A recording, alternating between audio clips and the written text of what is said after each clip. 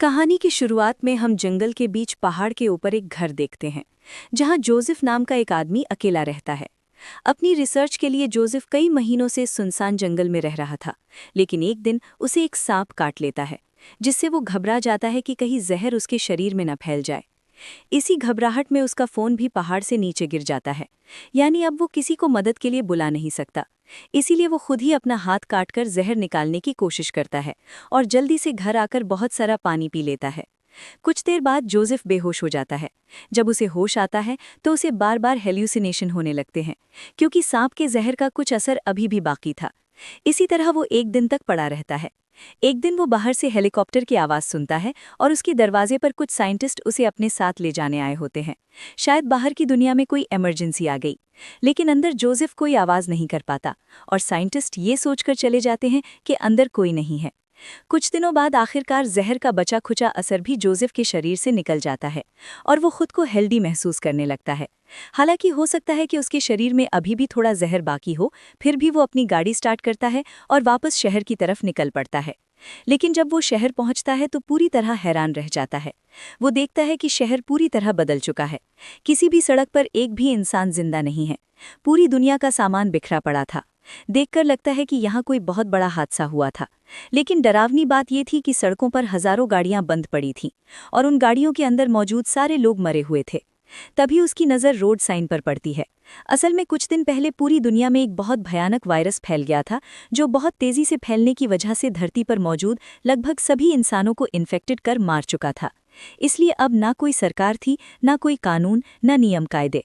खैर, जोसेफ अपने घर पहुंचता है और देखता है कि उसके पेरेंट्स भी कुछ दिन पहले ही मर चुके हैं। जोसेफ कुछ देर हकीकत को स्वीकार करता है, फिर अपने घर के पास ही अपने माँ बाप के लिए कब्र खोदता है। कुछ दिन बीत जाते हैं और जोसेफ समझ जाता है कि इस शहर में उसके अलावा कोई और जिंदा नहीं है। लेकिन उसे उम्मीद थी कि उसके अलावा भी कहीं ना कहीं कुछ लोग जिंदा होंगे जो उस वायरस से इम्यून रह गए होंगे। सेफ्टी के लिए विलियम अपने साथ एक बंदूक और कुछ सप्लाई लेकर लास्ट वेगस की तरफ निकल पड़ता है। रास्ते में जो ब्रिज शहर आने जाने का जरिया था वो भी ब्लॉक था, इसीलिए विलियम को बहुत लंबा सफर तय करके दूसरे रास्ते से लास्ट वेगस पहुंचना पड़ता है। लेकिन ये शहर भी खाली पड़ा था। यहाँ कोई नहीं था। बड़े बड़े होटल और कैसिनो बिल्कुल सूने थे। आखिरकार जोसेफ थककर एक फेमस होटल में रहना शुरू कर देता है। अब क्योंकि यहाँ उसके लिए सब कुछ फ्री था, इसलिए वो महंगी महंगी वाइन पीने लगा है। लेकिन अगले दिन रात को उसके पास दो सर्वाइवर आते हैं, टोनी और एन, जो जोसेफ की तरह उस वायरस से इन्फेक्टेड नहीं हुए थे। वे बताते हैं कि पिछले कुछ दिनों से वे भी ऐसे ही महंगे होटलों में रह रहे हैं। मिल्टन उसे आखिरी टीवी ब्रॉडकास्ट दिखाता है, जिसमें बताया गया था कि साइंटिस्ट इस नए वायरस का कोई एंटीडोट नहीं बना पाए। इसके बाद अलग अलग देशों में गृह युद्ध शुरू हो गए। लोग दवाइयों के लिए एक दूसरे को मारने लगे और कुछ ही दिनों में दुनिया के सारे इंसान या तो वायरस से मर गए या फिर खून खराबे में। साथ ही विलियम को पता चलता है कि वायरस आने के बाद मिल्टन और एन आज पहली बार किसी जिंदा इंसान को देख रहे हैं, यानी अब धरती पर जिंदा बचे लोगों की संख्या बहुत ही कम है। वो ये भी जानता है कि इतने दिनों अकेले रहने की वजह से मिल्टन और एन की मानसिक हालत खराब हो चुकी है। एन यहाँ रिवील करती है कि उसने वीडियो कॉल पर अपने पति और बच्चे को मरते हुए देखा था, जिसकी वजह से उसकी जीने की उम्मीद ही खत्म हो गई है। तब मरीना उसे अपनी कहानी सुनाती है कि कैसे वो जॉर्ज के साथ इधर उधर जिंदा लोगों की तलाश कर रही थी और आखिरकार उन्हें विलियम का लिखा हुआ एड्रेस मिला। बातों बातों में मरीना उसे घर के अंदर ले आती है और उसे नहाने के लिए भेज देती है। इसके बाद मरीना लड़की के बैग से कुछ अजीब सी ड्राइंग्स निकालती है। साथ ही वहाँ एक लेटर भी मिलता है जिस पर लड़की का नाम ईबी लिखा होता है। मरीना वो लेटर सबको दिखाती है और बताती है कि ये लेटर ईबी की माँ ने लिखा था। उसमें लिखा था कि अगर किसी को ईबी मिले तो वो उसका ख्याल रखें, क्योंकि जब ये वायरस फैला था तब ईबी के पिता ने उसके साथ फिजिकल हैरेसमेंट किया था, जिसकी वजह से उस पर गहरा असर पड़ गया और वो किसी को भी देखकर डर जाती है। और एक दिन ईबी की माँ ने उसके पिता को मार दिया और ईबी को किसी सेफ जगह भाग जाने के लिए कहा। अब ये पांचों ईबी को अपने ग्रुप में शामिल कर लेते हैं। जल्द ही एमा अपने तीसरे बच्चे को जन्म देती है, जिसका नाम सैम रखा जाता है। अब उनकी फैमिली और बड़ी हो जाती है। अगले 1 साल तक वे सब खुशी खुशी साथ रहते हैं। लेकिन एक दिन उन्हें किसी के आने का संकेत मिलता है।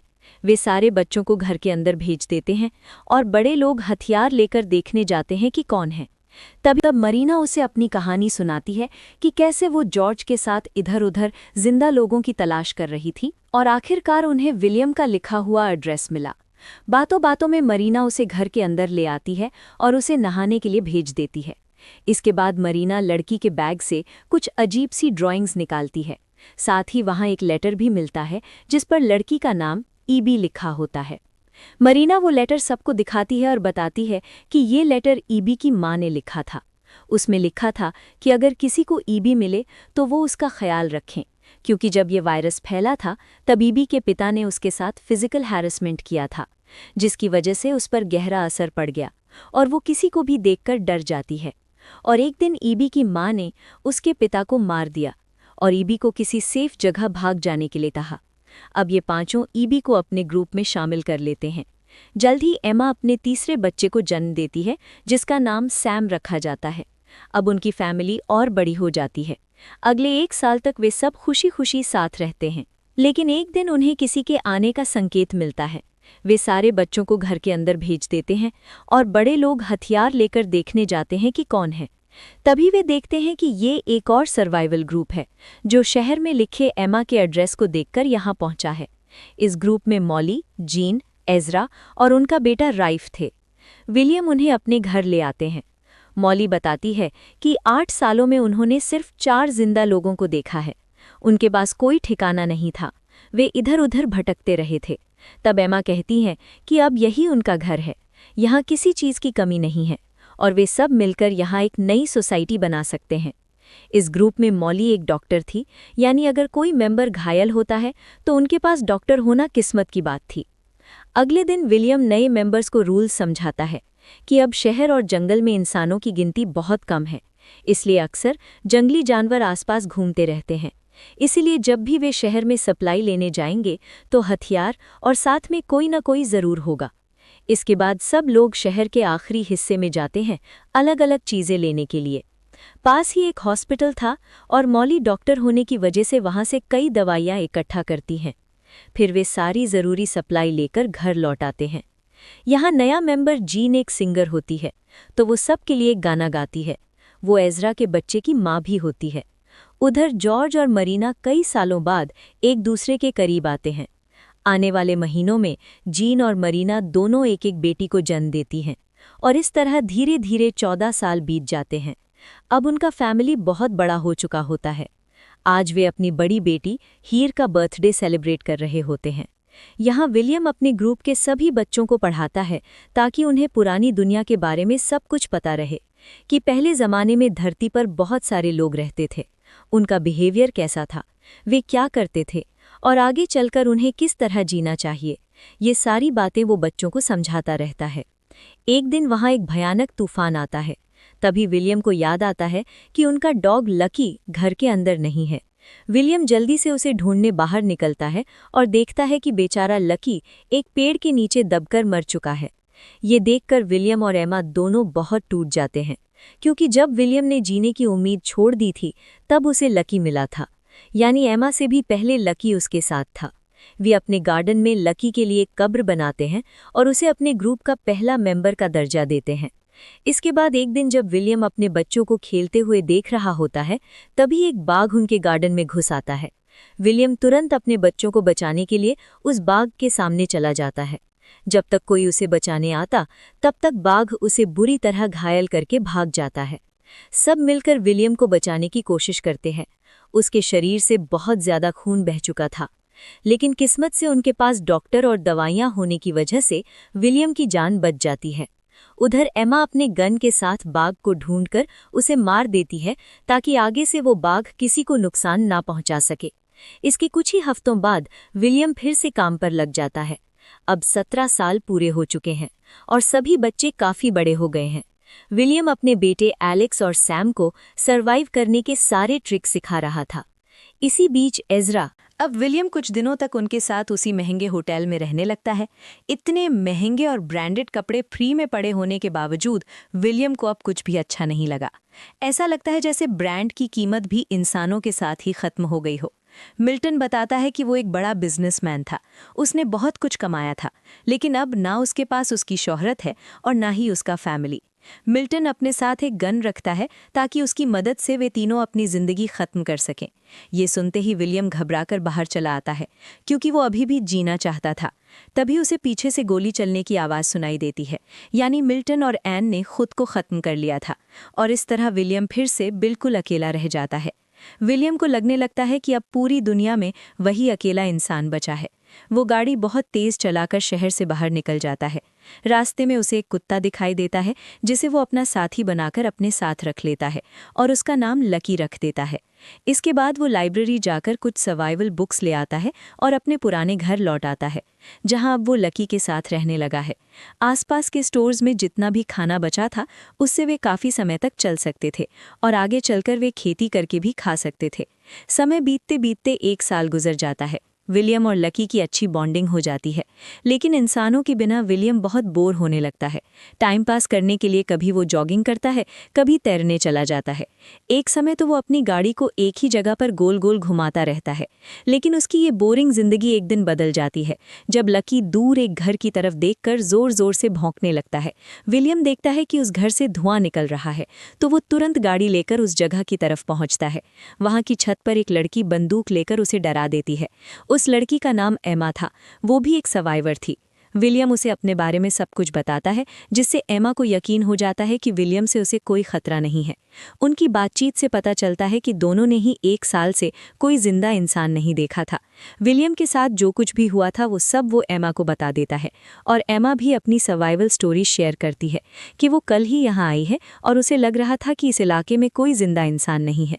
कुछ देर बात करने के बाद विलियम उससे विदा लेने लगता है, लेकिन एमा कहती है, अरे आज रात यहीं रुक जाओ, कितने दिनों बाद कोई जिंदा इंसान मिला है। विलियम भी मान जाता है। फिर विलियम एमा को अपने घर ले आता है। अकेले रहने की वजह से उसने घर का कुछ भी ठीक से ख्याल नहीं रखा था, सब कुछ उल्टा पुल्टा पड़ा था। तो वे दोनों मिलकर घर को दोबारा ठीक करना शुरू करते हैं। पास ही खाने की दुकान थी, तो वे वहां जाकर खाने पीने का सामान ले आते हैं। अचानक इस मुलाकात से दोनों के अंदर फिर से जिंदा रहने की उम्मीद जाग जाती है। अब वे साथ में सोकर उठते हैं और रोजमर्रा के अलग अलग काम करते हैं। वे अपने अपने शौक बना लेते हैं ताकि बोर ना हो। इसके अलावा वे जानते थे कि अगर वही धरती के आखिरी कपल हैं, तो आबादी बढ़ाने की जिम्मेदारी भी उन्हीं पर होगी। उधर इंसानों के खत्म हो जाने की वजह से हिंसक जानवर अब शहर तक आने लगे थे। समय के साथ विलियम अपने घर पर सोलर पैनल लगा देता है ताकि उनका घर पूरी तरह से रेडी हो जाए। कुछ ही दिनों बाद एमा प्रेग्नेंट हो जाती है। वो बहुत खुश थी, लेकिन विलियम परेशान था। वो सोच रहा था कि क्या इस पोस्ट एपोकलिप्टिक दुनिया में बच्चे को लाना सही होगा या नहीं। ऊपर से डिलीवरी कैसे होगी, ये भी एक बड़ी चिंता थी। इसीलिए विलियम लाइब्रेरी जाकर बेबी डिलीवरी से जुड़ी किताबें पढ़ने लगता है। समय के साथ उनका घर हर तरह से सेफ हो जाता है। घर में सोलर पैनल लग चुके थे, इसलिए अब वे फ्रिज में खाना स्टोर कर सकते थे। साथ ही वे कई मुर्गियां और कुछ गाय पालना शुरू कर देते हैं, जिनसे उन्हें अंडे और दूध मिलने लगता है। उनके पास ही एक बड़ा हरा भरा गार्डन था। इंसानों के खत्म होने के बाद हवा भी अब साफ और शुद्ध हो चुकी थी, लेकिन समय के साथ उन्हें एक बड़ी प्रॉब्लम का सामना करना पड़ता है। दरअसल उनके आसपास के इलाके में चूहों की संख्या लगातार बढ़ती जा रही थी, और अब तो वे उनके घर की तरफ आने लगे थे। इसलिए वे घर के आसपास का कचरा जलाने लगते हैं ताकि चूहे पास ना आए। लेकिन जब ये आइडिया काम नहीं करता, तो वे अपने पूरे घर को सील कर देते हैं। एक रात एमा कहती है कि वे जल्द ही चूहों की कोई ना कोई सोल्यूशन निकाल लेंगे, और फिलहाल वो अपने आने वाले बच्चे को लेकर खुश हैं। अगले कुछ हफ्तों में विलियम दूर दूर से कुछ बिल्लियां लेकर आता है, जिससे उनके शहर में चूहों की संख्या कम होने लगती है। और आखिरकार वो दिन आ ही जाता है जब एमा की डिलीवरी होती है। वे दोनों इस दिन के लिए बहुत तैयारी कर चुके थे, इसलिए विलियम की मदद से आखिरकार एक हेल्दी बेबी गर्ल पैदा होती है। इसके बाद वे शहर में जाकर अपना एड्रेस पेंट कर देते हैं, ताकि अगर कोई और बचे हुए लोग कभी इस शहर में आए तो वो एड्रेस देखकर विलियम के घर तक पहुंच सके। समय बीतते बीतते 6 साल गुजर जाते हैं। एक दिन जब विलियम गाड़ी से घर लौट रहा होता है, तो रास्ते में उसकी गाड़ी का एक्सीडेंट एक बाघ से हो जाता है। जब विलियम उस बाघ को ध्यान से देख रहा होता है, तभी अचानक उसे एक छोटी लड़की दिखाई देती है, जो विलियम को देखकर डर के मारे भागने लगती है। विलियम उसे पकड़ लेता है और कहता है कि वो उसके साथ उसके घर चले, लेकिन वो लड़की बहुत ज्यादा डरी हुई थी। इसलिए विलियम उसे एक सेब देता है। सेब देखकर लड़की को यकीन हो जाता है कि वो उसे नुकसान नहीं पहुंचाएगा।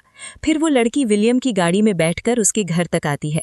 वहाँ पता चलता है कि अब विलियम के 2 बच्चे हैं। बड़ी बेटी हीर के जन्म के 2 साल बाद उनका एक बेटा होता है जिसका नाम एलेक्स है, और एमा अब तीसरे बच्चे की प्रेग्नेंट है। शायद अब पूरी दुनिया की आबादी यही 2 लोग बढ़ाने वाले हैं। खैर, खुशखबरी ये होती है कि शहर में लिखे उनके एड्रेस की वजह से 2 सर्वाइवर उनके पास पहुंच जाते हैं। लेकिन वो छोटी लड़की अब भी डरी हुई थी, इसलिए वो ट्रक से नीचे नहीं उतरती। कोई भी उसे जबरदस्ती नहीं करता। उस दिन पूरी रात वो लड़की ट्रक में ही बैठी रहती है। सुबह जब मरीना उसे खाना देने जाती है तो वो लड़की उस पर हमला करने की कोशिश करती है।